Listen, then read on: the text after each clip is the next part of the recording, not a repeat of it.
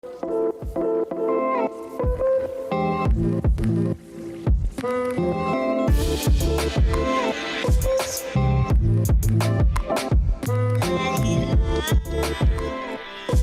this is Sanyam Bhutani, and you're listening to Chai Time Data Science, a podcast for data science enthusiasts where I interview practitioners, researchers, and Kagglers about their journey, experience, and talk all things about data science.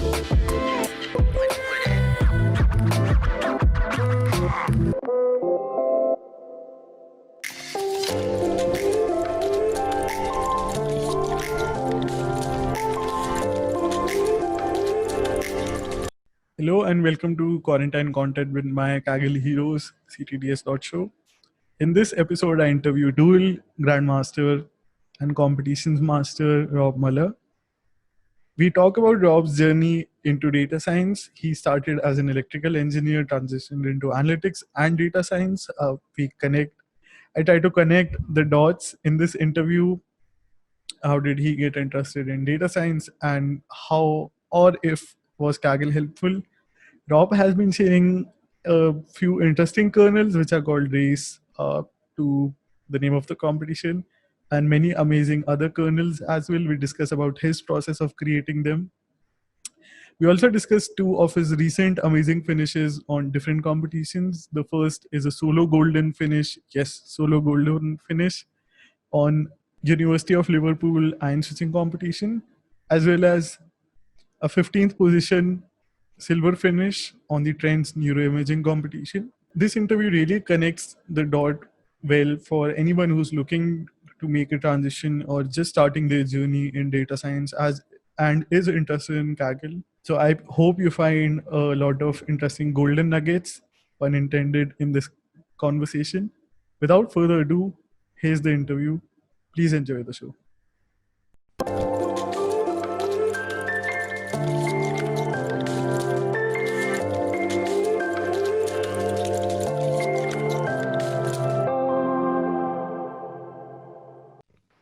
Hi everyone, I'm excited to be interviewing more Grandmasters on the show today. I have dual Kaggle Grandmaster Rob Mulla on the show. Rob, thank you so much for joining me on the podcast. Thanks for having me, Sam. I'm so excited. Likewise, I've been looking forward to this chat. I usually start by talking about the guest Kaggle journey, but with you, your analytics journey sort of started earlier. So I want to take a step back and ask you, how did you get interested in, if I may call it analytics, although it may be more data sciencey? You were an electrical engineer, you completed a master's, then you shifted into analytics. Mm-hmm. What led you to that? What was your interest point at that point? Yeah, so like you said, I started out in electrical engineering. I actually got my undergraduate and master's degree in electrical engineering and focused in power engineering. So this is like working on how to get power to people's homes. And I was working a few jobs for that, but for the local power utility was the last job using electrical engineering that I used. And at that job, we had a lot of data. If you can imagine, like every point on the power grid that has a smart sensor, this whole idea of Internet of Things, there were just thousands and thousands of different data points that were coming in. And I was working in the control center, so I had access to all this data. And I was doing things like short-term forecasts to try to see, if we took a piece of equipment on the power grid out, would the rest of the power grid be able to handle the fact that that piece was out? And as an electrical engineer, most of the work that people did was in Excel. So a lot of spreadsheets, a lot of data, like trying to manipulate it in these spreadsheets. And I didn't really have the Python or real data science stack under my belt. So while I guess you could call it more analytics, I really couldn't do some of the more advanced things. And I was writing these like crazy Visual Basic programs in Excel, and realizing that, there must be some better way to do this. And this was kind of early on in like the early 2010 time when Python was starting to become really big, and that's when I stumbled upon some Python courses by Google, and then also I saw Andrew Ng's very first lectures that were on YouTube from Stanford on machine learning. I don't know if you've seen those, but I have. Many people don't know this, but instead of Coursera, the first MOOC went on YouTube, and those were recorded in his lecture hall, if I remember correctly. Yeah, those were the ones I watched. I think they were recorded in 2008 or something. So they seem kind of ancient now because he doesn't really talk about deep learning. But I was just fascinated. First of all, I loved Python. Because in college we used a lot of MATLAB, and MATLAB can do a lot of things that NumPy can do, but I never, when I started writing in Python, I realized there were these packages that could do all these cool things that actually solve problems that I was working on. So, like for instance, just yesterday, my wife had to deliver all these yearbooks to people around our neighborhood, and I was able to just find a package on Python where I connected to Google's API. And this isn't even data science work, but I was able to like optimize her route when she was dropping off the different packages. So Python was huge for me because when I first started working with it, it was like able to let me to actually solve real problems that I wanted to do that you couldn't really do with MATLAB. And there were so many open source packages that you could use. But yeah, so I fell in love with Python. I learned about this thing called machine learning, and it just fascinated me. And that's when I started to try to use those tools more than just Excel, and decided, okay, if I really want to do this stuff, I should maybe consider doing another master's degree focused on data science. I was lucky enough that my company kind of compensated for education, so I just wanted to take advantage of that. And I did a master's program at UC Berkeley in information and data science. And that was a great experience for me. I met, a lot of it was, learning the hard technical data science skills.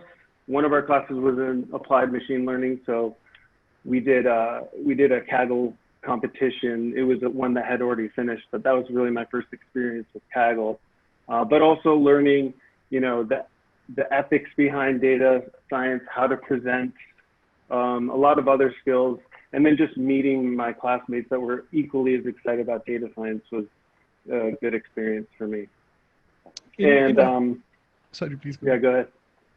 In hindsight, do you think many people struggle with the option of considering a master's because of financial reasons?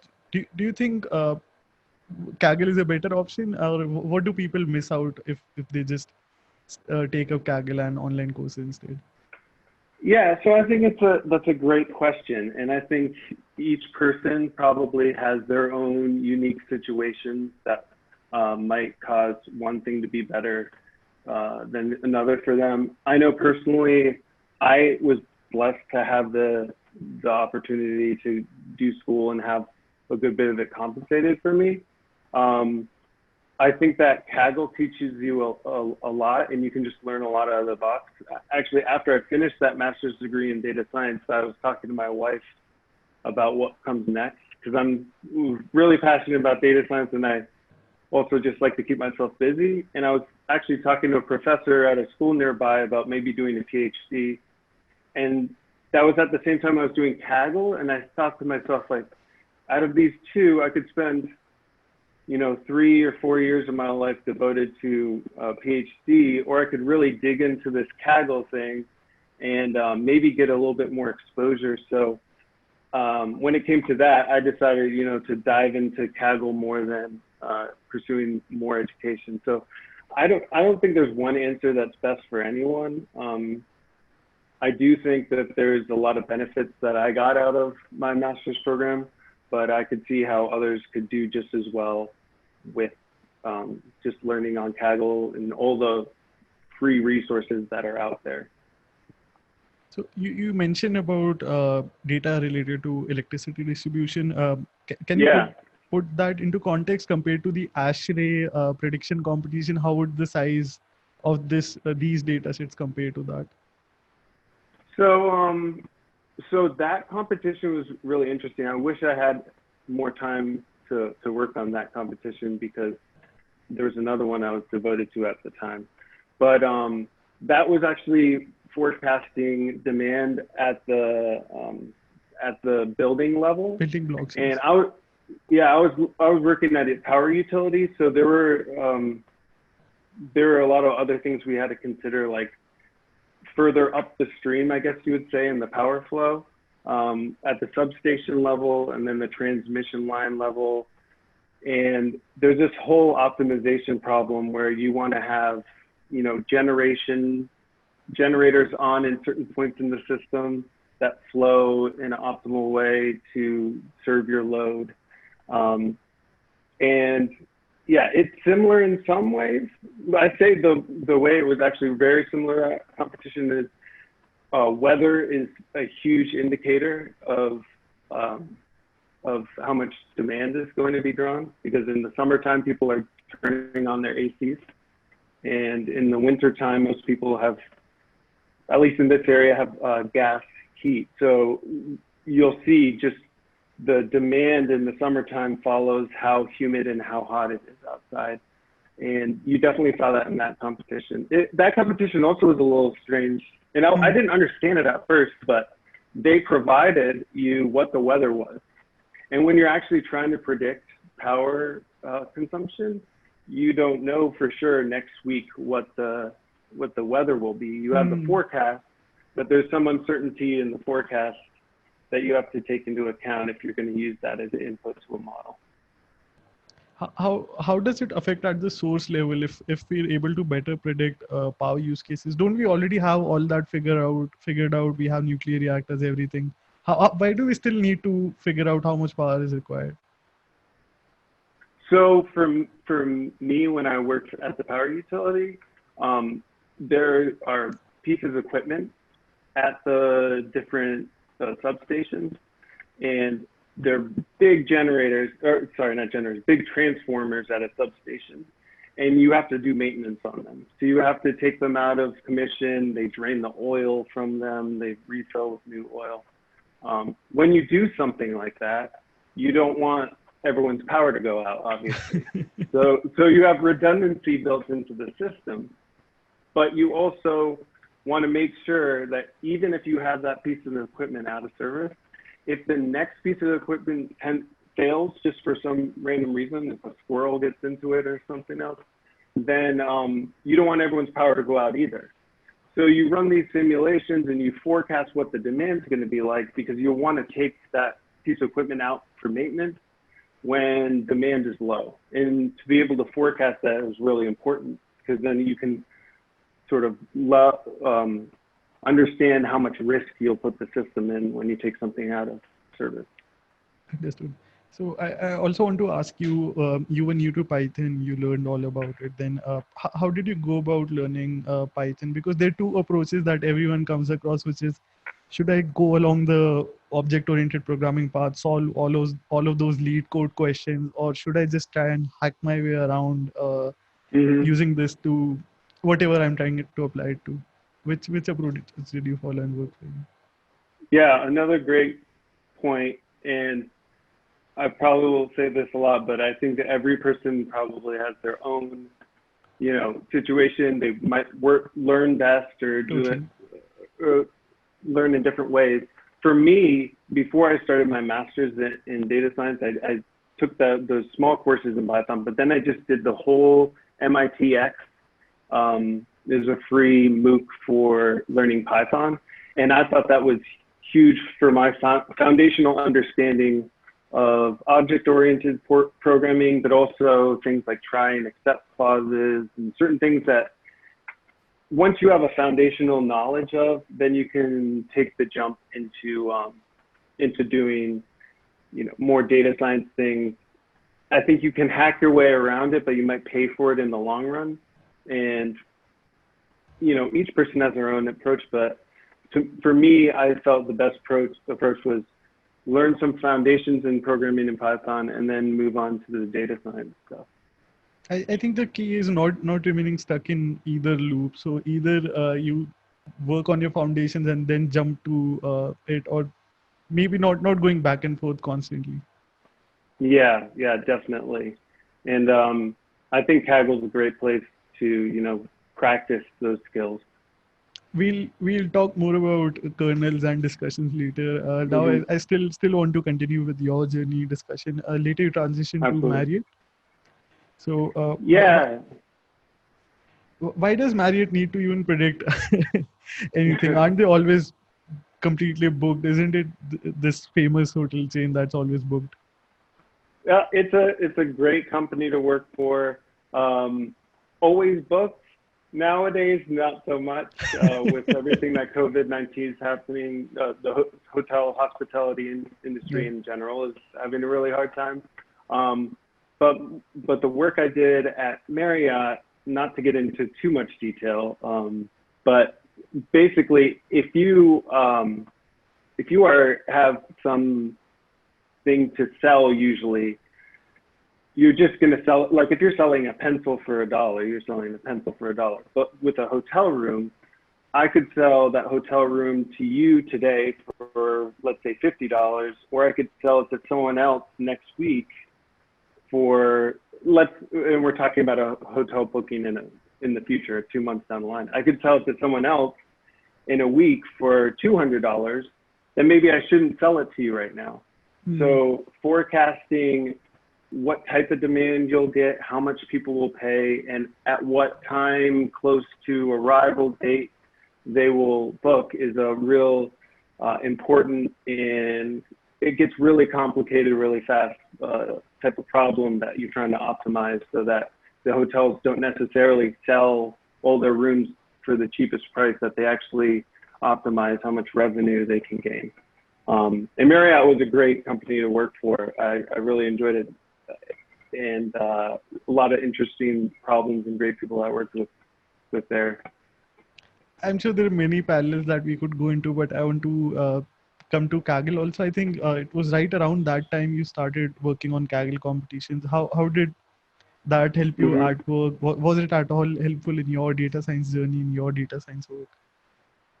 Yeah, for me personally, it was hugely important in the work I was doing. So at Marriott, we were taking some of these older statistical approaches models, and I was able to use a lot of the newer modeling techniques that I found on Kaggle or that had been coming out that were new, and implement them. And we saw a pretty significant boost in accuracy for some of our models. I probably can't get into details, but I mean, 7,000 properties that Marriott has across the world, and any little bit of improvement in accuracy can have huge financial impact. So it was being on Kaggle, learning these new approaches and learning proper cross-validation techniques, especially for time series data. All of that was, Kaggle played a big role in really improving my work, day job work. Did you nitpick the competitions that you take part in? How did you approach them? Were you trying to find the ones that would correlate to your day job so that it isn't much of an outside second job in itself? Sort of. So I actually first got introduced, other than the course that I took in college where we joined a competition. We did the bike share competition like years after it had ended, so it wasn't a real competition. But I got started because that's when I was still working in the power industry, and I uploaded a data set of a bunch of freely available energy consumption data, and I just made two kernels on forecasting, one using XGBoost, like a boosted trees approach to time series analysis, and then one using Profit, Facebook's algorithm that's more of like a traditional time series model type. And I just wanted to learn those, and I figured at the same time I could make a public kernel and kind of have that on my resume. So I wasn't even jumping into competitions right away. I was looking for opportunities just to mess around with the data, and Kaggle provided a great platform for uploading data and then also having publicly available kernels. And do you also see a connect due to Kaggle? Now you're working in the oncology field, and the two competitions we'll talk about are also sort of related to that. Is there a connect through that? Yes and no. I moved to this job very recently, so I'm still learning a lot. It's in oncology research and development, so a lot of supporting of drug development. And I just happened to also find myself gravitating to these medical or even the molecular Kaggle challenge that was out last year. Those were the type of things, Kaggle competitions, that I just found very interesting and gravitated towards. So maybe there is a correlation there between why I ended up at my current role. I can say that my Kaggle competitions, the molecular one, when I did my interview, part of it was a presentation. And having a Kaggle competition that you really worked hard on and had a good result is a real great opportunity, because then you can have it as a presentation you can get in interviews and other situations, especially if your previous jobs, you can't really discuss in detail your modeling approaches. On Kaggle competitions, you can share everything that you did. Absolutely.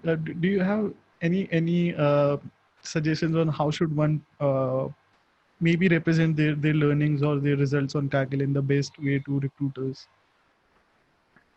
Yeah, I think, I mean, it really depends on the type of job you're trying to get and the, you know, what you're trying to, or what you're most proud of in your resume. I think you just want to highlight things that focus on the job you want, not necessarily the jobs you've had in the past. So Kaggle can be great because you can choose whichever competition you want that's on and focus on that, and then have that to present in your resume. I more recently have been putting in some of my finishes into my resume. You know, having a solo gold medal in a competition is pretty hard to do. So if you put that on your resume, I think that might make you stand out. But I think it's just, Kaggle is all about learning more and growing in your craft. And if you do that, all the other stuff will follow too. Part of the problem is also how should one communicate that, how difficult it is really to get a solo gold. We'll talk about that soon. Do you have any thoughts on that? Because some people, they know what Kaggle is. Some are like, okay, it's just a competitive website. Yeah, I think that it really depends on the employer. Like you said, some companies like H2O, for instance, they highly value if you're a good Kaggle competitor, because they know how hard it is and they know all the work that goes into it. Other companies, managers, or even sometimes it's just getting past the recruiter, and the recruiter might not even know what Kaggle is.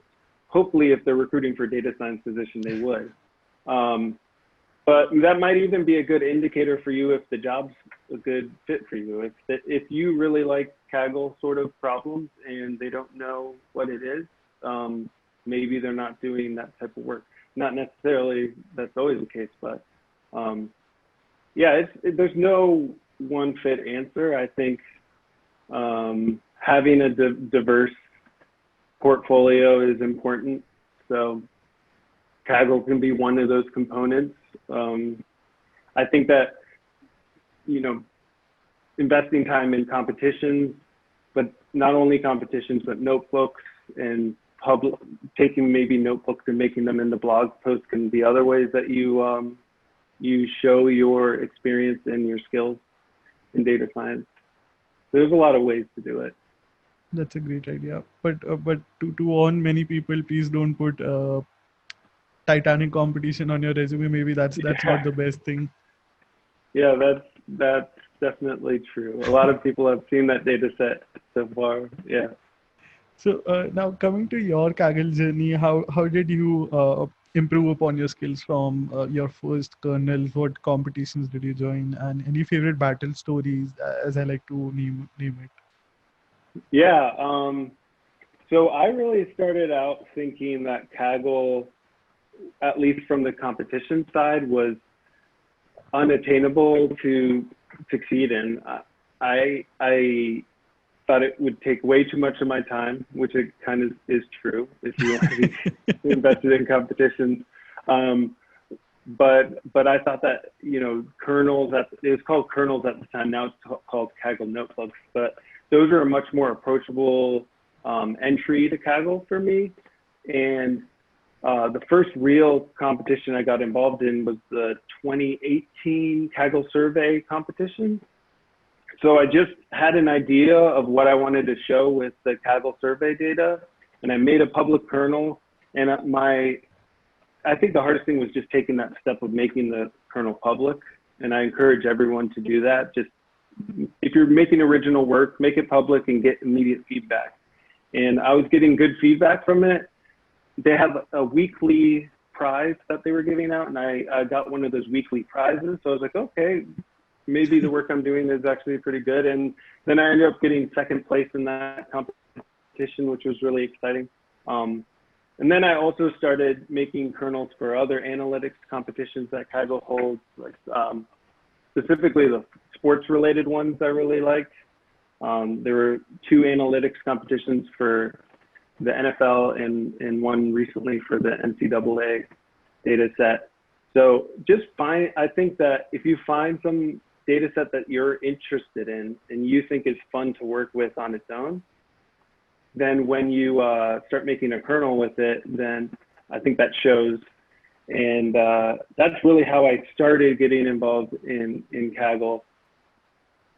Also, I started to notice that like I was moving up on that rank board.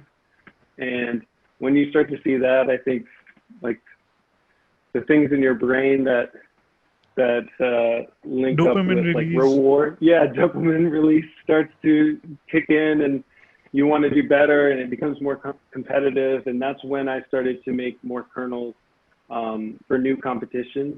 One thing about just choosing a random data set and making a kernel with it is you might not get the same visibility as if you start to work on a kernel in an active competition, because in active competitions, you have thousands of people who are looking over these notebooks, trying to learn about them. So what I found was, and I sort of made it a challenge for myself, was every time a new competition was released, either I got the email or, you know, I saw somewhere else that the competition was out, I wanted to go and immediately start making a kernel and start exploring the data. And I think that kind of honed my skills too in being able to quickly see a new data set and then at least find some insights right away within a few hours of looking at the data and make some plots that visualize that data. And those ended up being pretty successful for me in terms of people responding well to them. And that kind of just fed itself, me wanting to do more. I hope the audience realizes this, that grandmasters usually release an initial version of their kernel and then incrementally improve upon it, which is also the case for you if my investigation is right. When is the first version ready, and how do you find the newer ideas? So actually, I found that out after I had started doing it. It was just sort of my natural approach was to start a kernel and then like continuously be adding things to it.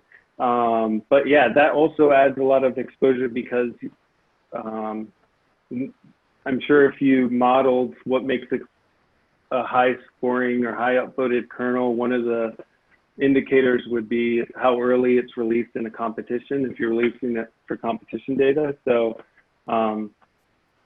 yeah, just diving in right away was a good approach for me, and it ended up being something that kind of helped out getting more exposure. And I think that the fear a lot of times, at least that I had going into making kernels, was that they had to be perfect before I presented them. Like they had to be this pristine masterpiece document that I could present to the world. But really, if you try to do that, you're not getting the feedback, which is one of the biggest benefits of doing a kernel or a notebook on Kaggle, because every time you iterate and add new things, people are giving you feedback in the comments, and you're seeing what other people are doing with the data set too, and you're really growing and expanding your abilities to explore the data. So I definitely would recommend, if people are making kernels, make them early and incrementally add to them. And just try to be original and do an original approach to the data. A lot of Google searching. I'm like, I wanna plot this. So my first the survey competition, I was making Venn diagrams, which you don't actually see Venn diagrams a lot on Any on kernel kernels. usually, yeah. Yeah, but I wanted to show, like, okay, what software are people, what IDEs are people using on Kaggle? And I wanted to show how many people use Sublime Text and also Kaggle notebooks, and show how many overlap. So just Googling how to do that in Python was a good experience. So just I find you think up what you want to see, and then you start figuring out how to make that happen. Similarly, in the competitions, in the NFL, in the basketball competitions, I wanted to plot all this data on the court and on the football field. So to do that, I had to actually create these in Matplotlib. So it was a tedious task, but I learned a lot about how Matplotlib works and how you deal with different axes and creating different shapes and stuff. Yeah. I didn't understand. I don't understand NFL, so I didn't look into it that much. But I really loved your visualization, and I think I'm trying to reverse engineer your thoughts here. So please correct me if I'm wrong. But maybe you thought of this story of comparing it, and then you decided to come up with 4 categories of different ID users, and then you created this narrative around it. Was that the case? Yeah, that's pretty much it. Yeah. Yeah, I find a lot of my best, or my ideas come from when I'm not at the computer and not, sitting at the keyboard. It's when I'm like out on a run or right before I'm going to sleep is when I start to think of, oh, it would be cool to think of the data in this way.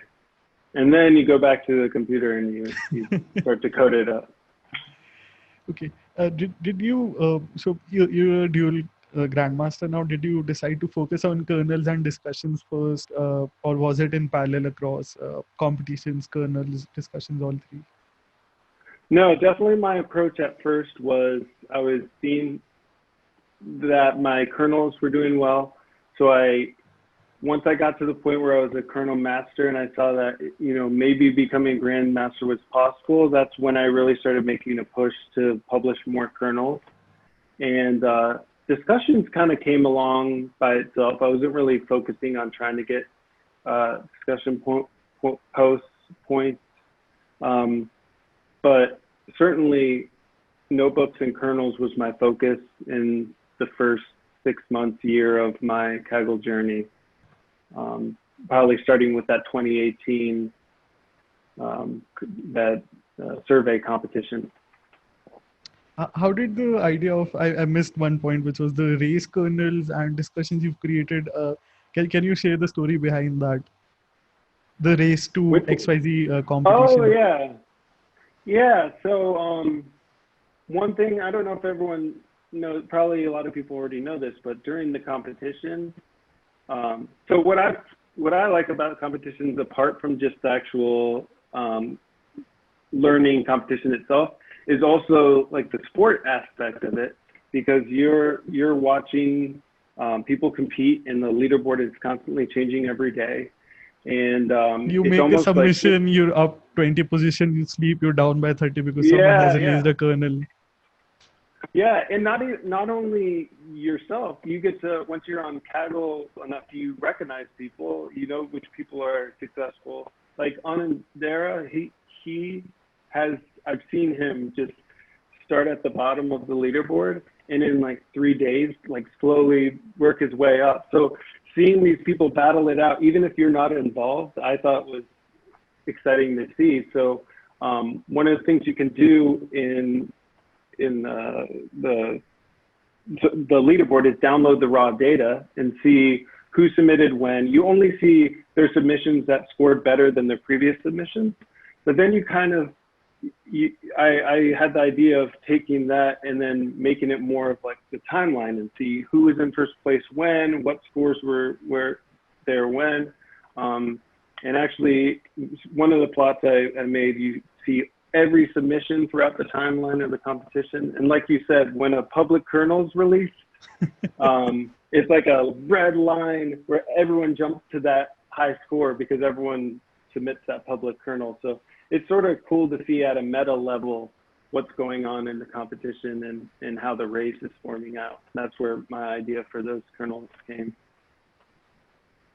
Were you downloading the leaderboard constantly, or do you get that data as well when you download the leaderboard? It was just a lot of clicking on the download button, uploading to a data set. After the competitions are over, I've found out you can use the meta Kaggle data set, and that's populated with all the past submissions. You can actually, there's actually a website out there that does a beautiful job of, not on Kaggle, it's a separately hosted website, but using the Kaggle data to show who submitted when. But this is all after the competition is over. Forget the name of that website, but you should definitely check that out. But this was just during the competition as it was going on, and yeah, that involved just clicking on the download. I think it's also helpful and gives you slight competitive advantage during the competition if you know when people submitted things, to kind of get an idea of if they made a big jump versus if they slowly were, like the first place team, if they're slowly getting to the point where they are, or if they made a big jump, that might give you an idea of, hey, maybe there was a trick they found as opposed to just slowly improving their cross-validation score. Kaggle is actually a data science sport. I don't know if this conversation, if you're not convinced by this conversation, what will convince you? Do you have any thoughts of any good memories of teaming up with so many Kaggle legends? We'll talk about the recent ones as well, but you've teamed up with a few legends now. Now the Grandmasters, maybe in your time, they were still experts or masters. Yeah, no, I've teamed up with a handful of very, very talented people. That's one of my biggest takeaways from Kaggle too, is just having that opportunity to learn from people so much smarter than me and just gain knowledge and insights. Even if it's the smallest thing, like the intuition that someone who's an experienced Kaggler has is so valuable. Just knowing what probably will and won't work, and testing some assumptions you might have, like questioning your thought process, kind of makes you grow definitely as a Kaggler. There were a few competitions where I joined with like Dieter, or Christoph, his real name. We joined in one of my first competitions that I achieved gold in. And at the time, he wasn't a Grandmaster, might have been a master, but he had just recently retired from construction at that time. Yeah, he was like, so a funny story about that. We were on a team for at least a month, and it was when we were submitting our last submission that I said, "Hey, Dieter, are you really the person in your picture?" So I'd worked with him this whole time thinking, it probably isn't him, but maybe it is. And he was like, "No, it's not. I'm not really that person." But so even not Grandmasters, he wasn't a Grandmaster at the time, I knew that he was bound for great things just from seeing the way he worked. And then it's been a little bittersweet because I feel like I join teams with Grandmasters and then we get high silvers and we're so close to gold. It seems to be, I seem to be the common denominator that's bringing all these Grandmasters down.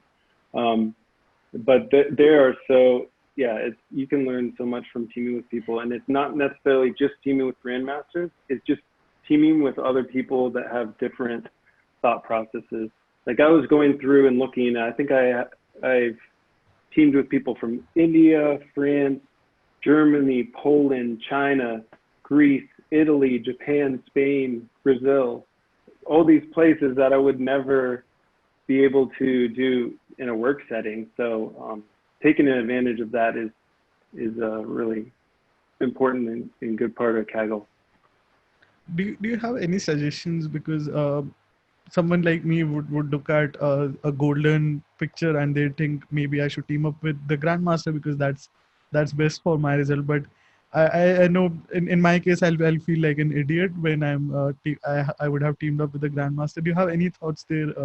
Do you think people should also reach out to someone who's much higher up than their tier, or how should they team? Yeah, so I think I think that if you're brand new to Kaggle and you're really low on the leaderboard and you reach out to a Grandmaster who's in first place and say, hey, let's team up, I don't think it's in their best interest to team up with you or your best interest.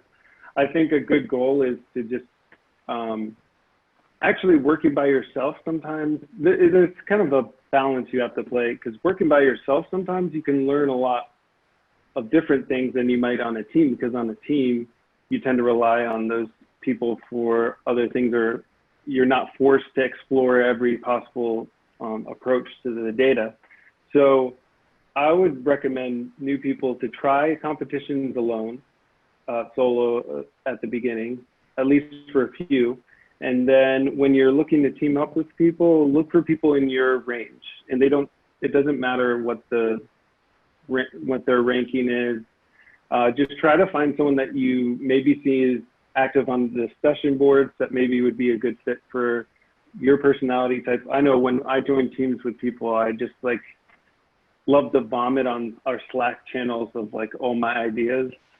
Some people don't like that. They like to work more by themselves. So just finding people that work well with your personality type is important too. And everyone starts from zero. You know, you have to work your way up from somewhere, and not being intimidated by those high-ranking people, because they were also like you at one point. They also were new. So just keeping that in mind when you team up with people or try to team up with people. But definitely reach out to people. First, try to get up the leaderboard, then reach out to people around your area. That's usually a good approach.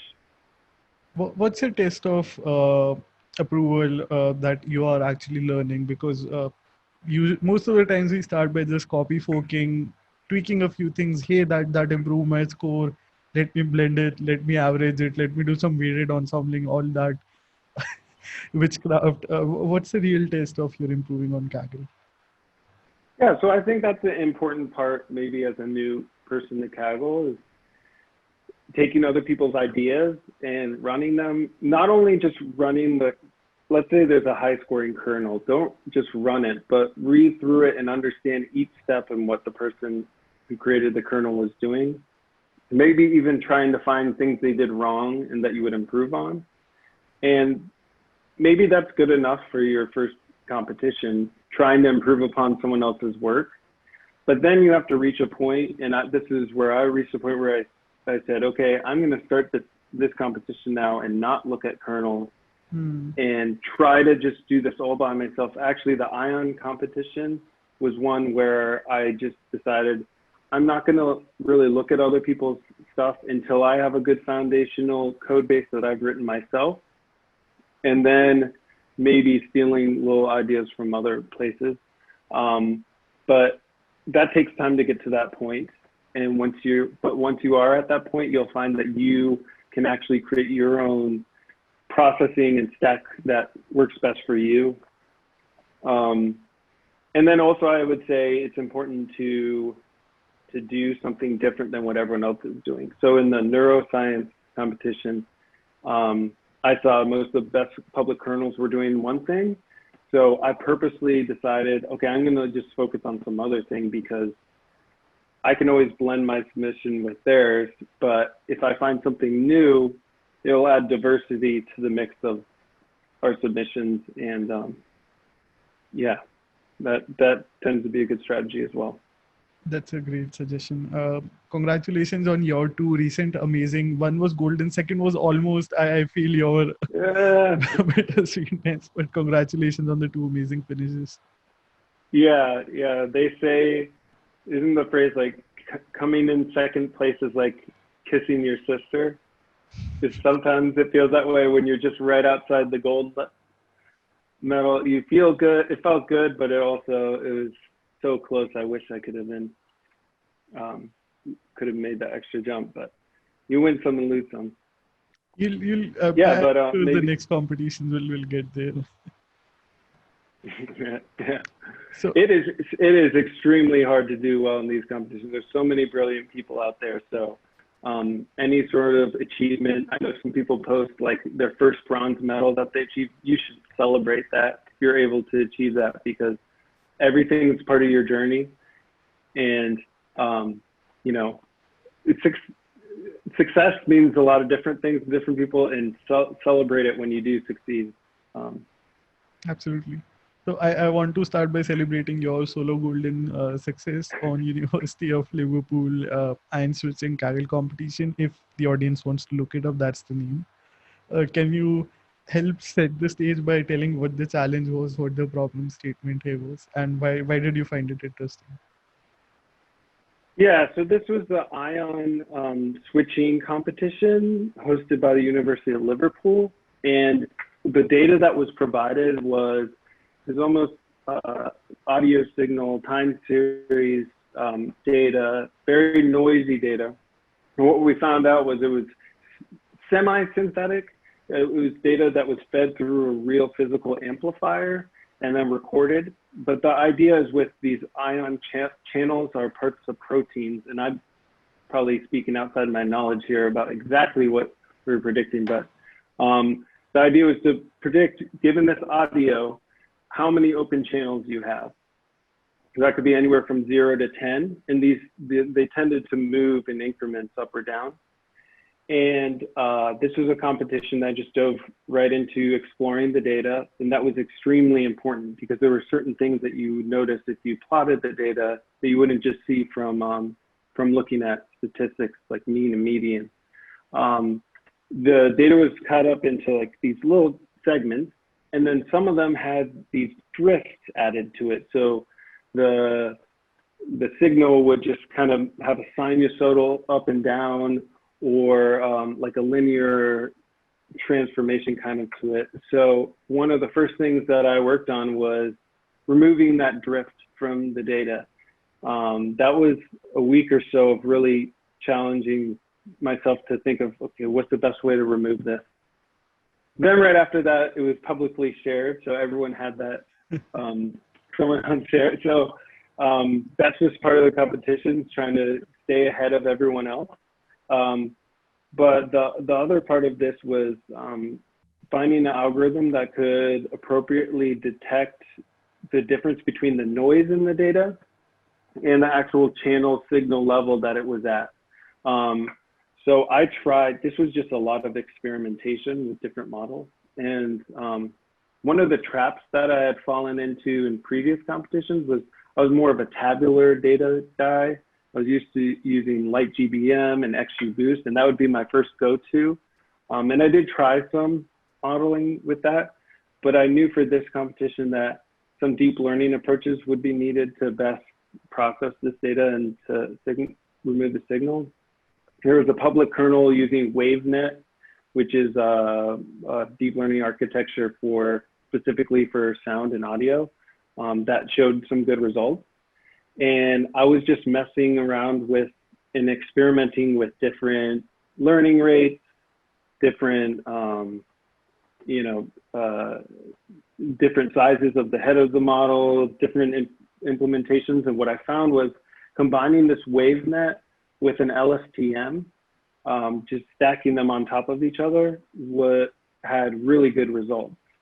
So at that point, and for most of the competition, I was kind of up there, like first or second place, and I was just waiting for the experienced Kagglers to come and overtake me because I knew it was inevitable. It was still early in the competition.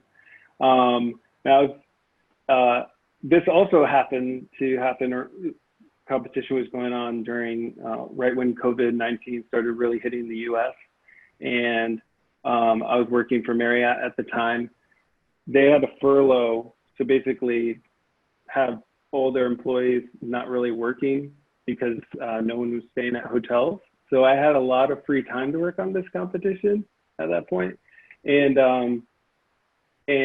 I was just thinking about it constantly, different ways to improve the model. And I have my machine here, just like you do right behind you, with my 2 GPUs constantly running experiments and trying to see which ones improve. And I found that, yeah, this architecture of the WaveNet stacked on top of the LSTM worked really well. And then in reading other discussion posts in kernels, saw that removing the actual noise from the amplifier was important. So this kind of goes in line with my electrical engineering path, but when you plug in an amplifier, it actually gets a little bit of the sinusoidal signal from the power system. So in the US, that's a 60 hertz frequency. In UK or other areas, it's 50 hertz. But removing that 50 hertz noise then gave an additional boost to my model. And you know, I was right up there at the top until the very end. I was first or second place, dropping down to third place, and then private leaderboard came out, and I ended up dropping to 9th. But I was just ecstatic that I stayed in the gold range. It was a whirlwind of emotions during that competition. It was really fun too. I can only imagine. In hindsight, I didn't read other solutions. I apologize in advance, but WaveNet plus LSTM stacking, was that your unique idea, or did you find it on the forums? How did you come up with that? So there were a lot of diverse approaches to it. Unfortunately, there was one leak that 2 of the top teams actually exploited, and that was able to get them to the top. I was glad that more people. It was a really hard to find leak, but they found it. And but everyone else pretty much used some architecture that was similar to that. I was surprised. I thought I hadn't heard of anyone else using that stack, and then it turned out a handful of the top solutions did use that same idea. So it's kind of cool to see all these Kagglers working on the same problem from different approaches, and then many of them landing on the same idea. And hopefully that's valuable to the host because they can use that solution in their final model that they're trying to create. Isn't this saying like great minds chai, like something like that? Yeah. Although it is cool, some other competitions where you just see top 10 submissions or top 10 solution write-ups are completely different. So sometimes everyone just kind of lands on the same solution. Sometimes there are 10 different ways to solve the problem that are really good. And I think both are equally as interesting. Absolutely. But I also want to linger on to this point. You mentioned you started this competition by yourself without looking at any publicly shared material. This is also a struggle for beginners. That's one of the attractive points of fork and copy, which is you don't have to start from a blank notebook. So did you have any scripts that you built upon, or was it just starting from scratch for you with a blank script, blank notebook? So for this one, in terms of the modeling approaches, at first I had the same sort of stack that I had been using in past competitions that I had built, very similar to what other people do with cross-validation and setting up the, out of fold, saving out of fold, saving your predictions for each fold, saving the models. Much of my early approach where I didn't look at kernels was actually the EDA part of it, where I wanted to see, like, how can I remove this drift? How can I clean this data? And I didn't want to be influenced by the way other people were doing it. But eventually, like, even my final WaveNet stack, I used from a public kernel. I used some of the same code from a public kernel. So at a certain point in the competition, you don't want to just completely ignore what other people are sharing out there, because it always can be valuable. Just using, kind of recoding it in a way that you fully understand, I think is important. I think the distinction lies in the fact that you don't copy blindly. You understand it and try to incorporate it into whatever your solution is. Absolutely, yeah. So now again, switching gears to the other competition, we had another amazing finish, although not golden, unfortunately. Can you tell us more about Trends NeuroImaging? Again, that's the name of the competition if you want to look it up, and about your Yeah, experience of teaming up with so many great legends there as well. yeah, it was a little bit of a whirlwind, and our team sort of formed there really at the very end of the competition. So this competition was, we were provided a bunch of data from fMRI scans of people's brains, so brain scans, and you were tasked with just from that brain scan data, figuring out what age they were, and then their answer to 4 questions. I don't think we knew, or 4 different other data points about the person. We didn't know exactly what those were. So, so the data was provided in 2 forms: this tabular format, where the data was kind of decomposed into its main components, and then the fMRI raw data, which is the actual scans themselves. And the scans were very large, and people on the discussion forums were saying that they were having a real problem with overfitting to them, since the data set was relatively small for fitting these large deep learning neural networks on. So I took the approach to most of the high scoring kernels were using just the tabular data. And I figured, and what I noticed was, if you looked at the top of the leaderboard, like the top 10 or top 5 competitors were much better than everyone else. So I thought maybe they were actually not only using the tabular data, they were actually incorporating this raw fMRI data. So I focused just on that, and using a 3D convolutional neural network. It actually used a ResNet backbone. I trained models just on that. And actually those models on their own didn't score very well on the leaderboard. They wouldn't have gotten you even in the top half of the competition. But I joined teams with my friend Eric, who actually I did my master's program with. And what we found was, when you merged his really good tabular model with that model, when you did some blending and some stacking, that it produced really substantial bumps in your score. We also got to team with Peter, who is Fake Plastic Trees. You might know him on Kaggle by that name, CPMP and Psy, and those guys are just brilliant. So having them on the team was a huge motivator, and it helped us improve all of our models. But one of the cool things I thought with the fMRI data was I was thinking to myself, okay, we have low data set. We need to think of some augmentations to this data. And it was really hard to do augmentations on 3D dimensional data as opposed to just a flat image. But in image competitions, there are techniques called mix up and cut mix that have been really popular, where you take half of one image, half of the other image, so maybe a dog or a cat, and then you merge them together in some way, either with like a box or by actually like kind of blending them together, and then you make your label something in between the two. And I found I had to write like a custom augmentation in Keras that worked on this data set, but mix-up ended up working really well and boosting our score a good bit. So just finding that little augmentation ended up helping a lot. Well, I think one thing we missed in this competition, though, was just doing some more complex stacking. It looked like that's what the top teams really came up with and were able to exploit very well. So you learn a lot. I think that we would have done a little bit more advanced blending if we could go back and do it. One thing I also learned in that competition is very hard to have a large team when you only have 3 submissions a day. The number of submissions you have every day is, it's hard because you want to validate your local experiments to make sure they're working.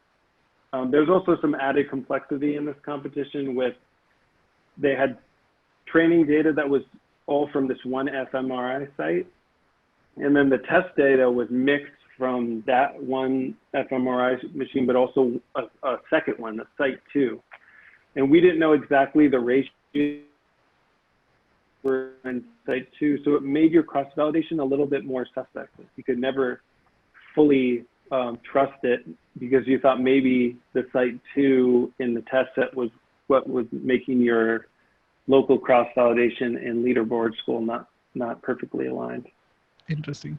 It was a fun competition though, very, very quick, and I learned a lot over time, and working with new data sets, different types of data sets that you've never seen before, I think is really fun. I was hoping you'd be Team PyTorch and not Keras or TensorFlow.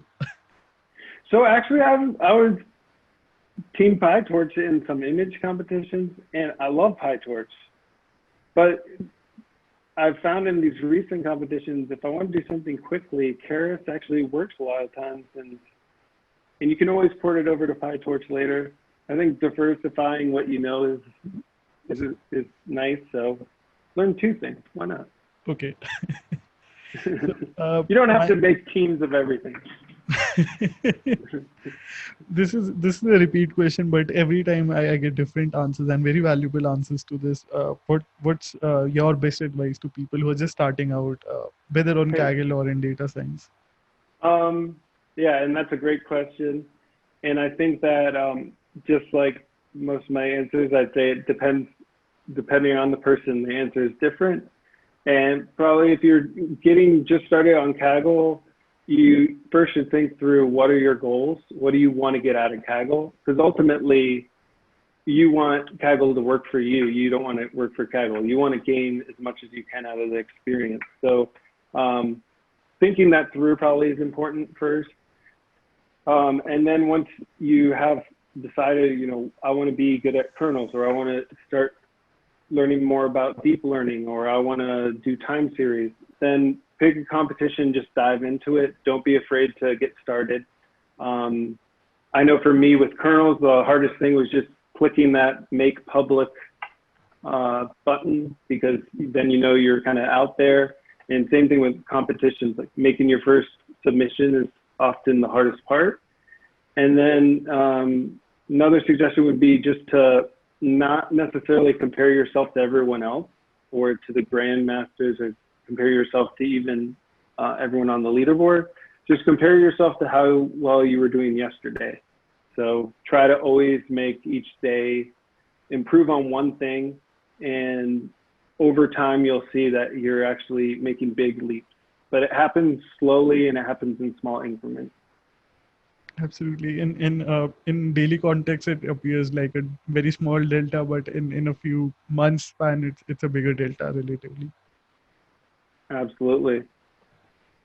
Looking at your profile, you already have a solo gold on your profile and 2 gold medals. Are you aiming for 3x Grandmastery anytime soon? Are you hoping to achieve that soon? Yeah, I mean, I'm trying. I don't know. I think before I got that solo gold, I thought it maybe was unachievable, completely unachievable, but now maybe we'll see. I'll keep trying. I think another thing with Kaggle is do it if you love doing it, if you enjoy doing it, if it's fun to you. And for me, it's fun. So am I aiming for competitions, Grandmaster? It would be great if I could. Honestly, I thought before achieving that solo goal that it might be unattainable just because how hard that is. But now I'm going to try to make a push for it. Awesome. So now towards my final question, which is also a tricky question for many grandmasters. And I just realized this while having a chat with you earlier. What would be your favorite game of all time? There are a lot of games that I've enjoyed over the years. I think like the old school game that I remember playing as a young kid is Super Mario World. I think it's the best Super Mario game. But in terms of a more modern game, maybe one that I could play a lot. I've been playing Red Dead Redemption 2 lately, but the original Red Dead Redemption was at the time one of my favorite games. And there's a moment in that game you're playing as like a cowboy, and your character enters Mexico, and there's this song that plays by the musician Jose Gonzalez, and it's just like one of my favorite moments in the gaming. I look back at it with such nostalgia. I think you can go on YouTube and watch just that moment, and I've done that a few times because that game was really fun. But there are probably too many to say. Rockstar Games is amazing with the cinematography most of the times. Yeah, I love being immersed in a game and kind of escaping. Okay, Rob, before we end the call, if you could mention all of the platforms where the audience can find you, where you're active, and they can connect with you. We'll have these linked in the show notes for the audience. Yeah, my LinkedIn profile. I have a Twitter account that I'm not super active on, but I definitely read. And then Kaggle is probably the main way that I interact with people. So if you want to reach out, LinkedIn, Kaggle, Twitter. Awesome. Thanks so much. And I hope you become a 3x Grandmaster soon so that I can trouble you again for chai. We'll see. Thanks so much for having me. It's really, I feel like it's great being on this podcast. You've had so many great people on it over the years. I hope I scratched the surface of what they were able to share. We really look up to great people like you, and I'm sure the audience will learn a lot. So thank you so much. Yeah. All right. Thanks so much.